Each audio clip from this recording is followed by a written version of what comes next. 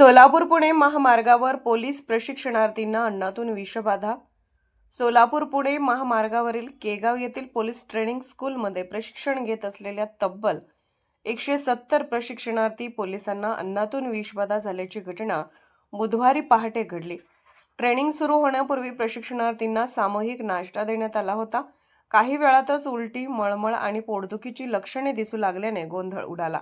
तातडीने प्रशिक्षण केंद्रातील अधिकाऱ्यांनी सर्व पोलिसांना सोलापूरमधील छत्रपती शिवाजी महाराज सर्वोपचार रुग्णालयात दाखल केले.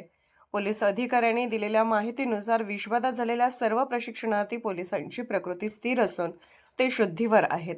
त्यांच्यावर उपचार सुरू आहेत. राज्यातील विविध जिल्ह्यातून भरती झालेले सुमारे 1350 प्रशिक्षणार्थी पोलीस केगाव येथे प्रशिक्षण घेत आहेत.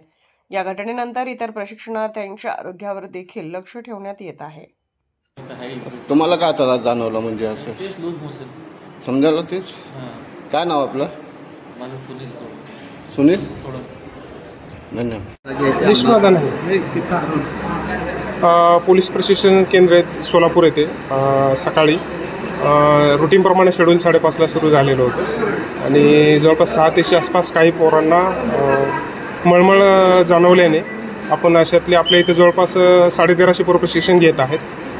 त्यातील जवळपास 170 आपण माहिती घेतल्यास 170 पोरांना मळमळ जाणवत असल्याने आपण त्यांना प्रिकॉशन्स म्हणून सिव्हिल हॉस्पिटलला तात्काळ इथं दाखल केलेलं आहे आणि इथं आणल्यावर त्यातील जवळपास 15 पेशंटला सलाईन लावलेली आहे. बाकी सगळे नॉर्मल आहे. OPD बेसिस ट्रीटमेंट चालू आहे.